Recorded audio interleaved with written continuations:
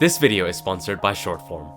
More about them later. He's got exams, she's got exams, we all have exams, my friend. I know you're stressed, your sleep schedule is kind of messed up and you've kind of just been doing a bit here and there, coasting through, but the reality is, you don't know anything for your exams. Well, if that's the case, then relax. I got you. You're in the right place. Because in this video, I'm going to go through exactly, step by step, what you need to do to get through this tremendous amount of content very quickly and effectively for these exams. Whether they're in 4 weeks, 7 days, or 2 days from now, this is all you need to know. By the way, if it's tomorrow, you're failing. Joking.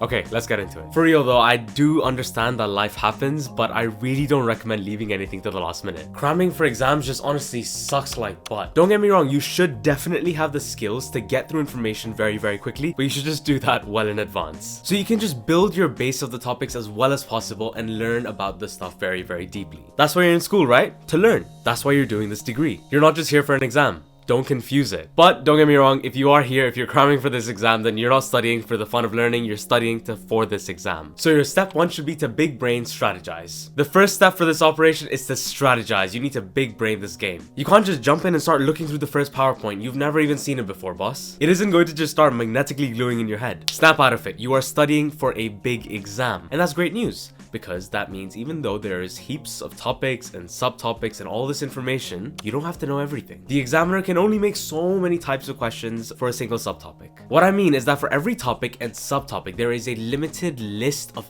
the types of questions, the main types of questions that show up again and again. And to figure that out practically, you need to grab a couple past papers and start combing through the questions. Side by side, making a list of the types of questions that you can be assessed on for each topic and subtopic. By question type, for example, I mean for renal diseases, they ask us to look at first-line treatments to figure out the ways of diagnosing. They're asking us what cell types are affected. For organic chemistry, there's mostly just reactions that they test you on to do with alcohols, halogenoalkanes, benzene, and like 2 more types of reactions, I think. Those are the main types of questions that they can ask for these topics. So make that list for those types of questions that you can be assessed on, and you can break that down even further. Okay, benzene reactions only have these 2 or 3 types of questions that show up again in exams. Okay, I will have to mainly focus on understanding those. And you do this for every subtopic that's being assessed. This is a very important step because number 1, you will immediately get 20% of the main ideas that will give you 80% of the results that you need to focus on for your exam. And 2, you will understand exactly how the examiner is wanting to assess that information in your exam. It makes your revision exam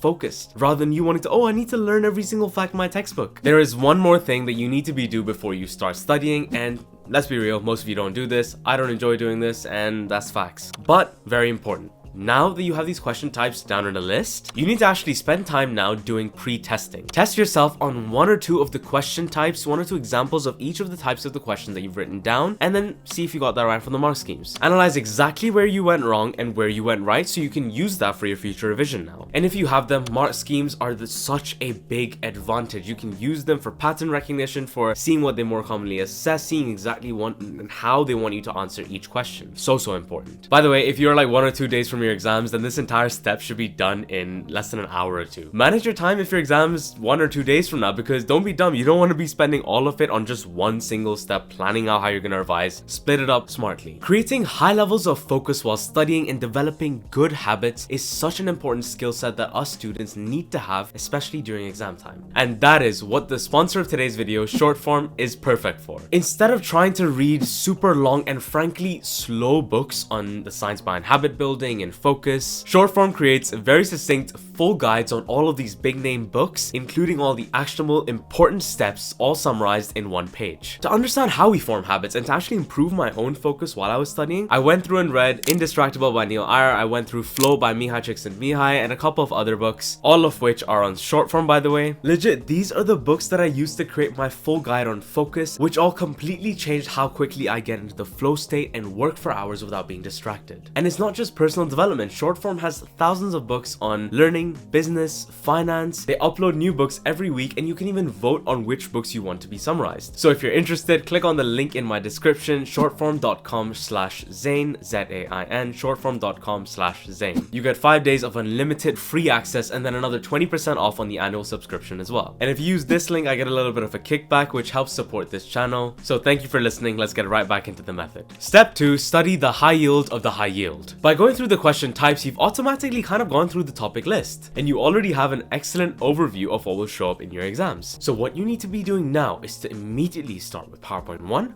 then PowerPoint 2, then PowerPoint 3. No, obviously not. If you're cramming information lecture by lecture, going through hundreds of new information that you've never gone through before, and you only have 2 days to do it, well then the smart way to go about this is to start by going through the first biggest, broadest, most important points. Tackling the basics of the entire topic first. By basics, I mean study the biggest, most important high-yield concepts that will lay a baseline for you to then build on top of. From your question types list, what is the sort of stuff that will most likely come up in your exams? But also, what are the types of topics that you can do right now that will help you build the other ones as well? The practical steps of this method are as follows. Number 1, start with categorizing each of these main subtopics into categories so that you can create this big picture and see what you're learning and how it fits. How do the subtopics and different things in this chapter link together? How do they relate? If the exam is on, for example, gastro diseases, then categorize them by the quadrants of the abdomen or the systems of the abdomen, and then take it a one step further and categorize them even more based on their symptoms. And all of this categorizing is simple. It can be done with a few Google searches. You don't need to be like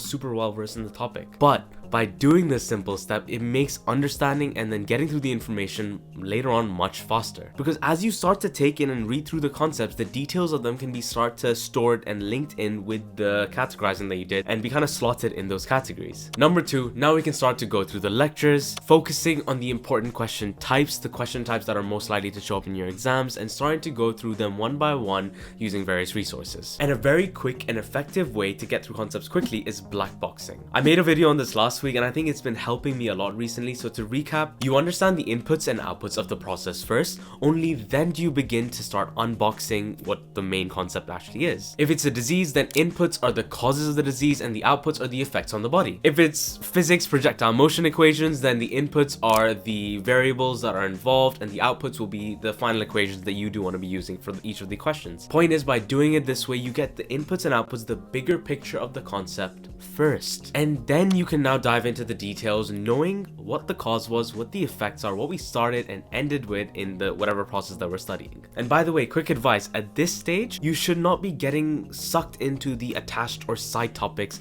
that are in each of the PowerPoints. You know how there's main concepts in each PowerPoint and then there's attached stuff right at the end or somewhere in the middle that takes away from the entire thing, the main concept that is probably going to be assessed on in your exam. Stick to only doing the 10 or whatever main concepts that you listed in your question types that are more likely to show up, because it's much smarter to do 10 of the main concepts really well and have a really firm understanding of them, rather than doing all the 50 subtopics and things that are in these PowerPoints that you can only do at a surface level with the amount of time that you have. Because the 10 main concepts that you listed in your question types list are firstly the most important for your exams, and secondly, these concepts are probably the key ones that link to the other topics and will help lay that base. By sticking to your high yield topic list, you will at least be able to hazard a guess for any exam question that shows up, even if you don't know all the details. And number 3, make sure you have a way to test yourself continuously and start testing yourself immediately while you study. Really good options are 1, past papers, 2, you making your own recall questions, converting the information into your own questions. But if you logistically don't have enough time to make the questions and efficiently go through all the information, then find flashcards or questions online or ask your friends or older students. Worst come to worst, for content-based exams, you can also do some form of blurting. Study the topics first and then afterwards write down everything that you remember onto a piece of paper. Try and make links and do a more of a mind map rather than strict blurting. I think that's better for your linking and understanding anyways. Or your last option to test yourself is to teach yourself or to teach someone else. All of these are great ways to actively test yourself in these last few days before your exam. Step 3,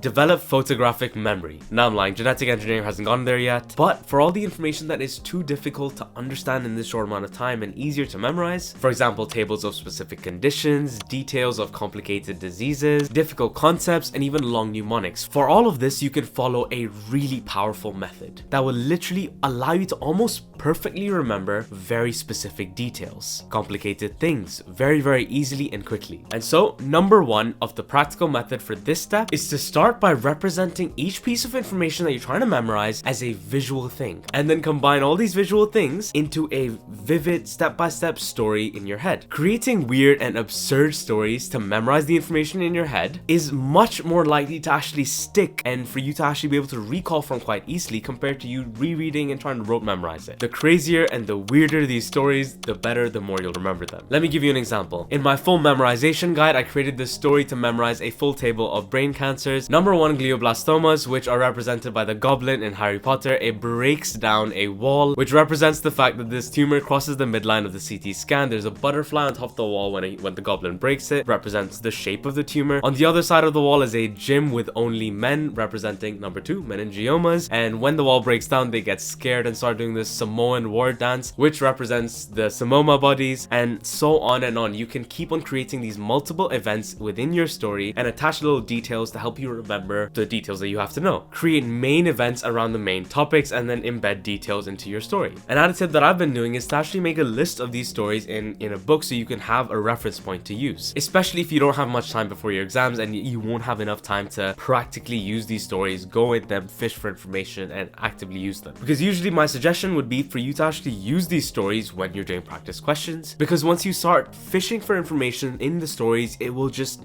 you know what, there are a lot of benefits. I talk about all of them in my full guide for memorization right here.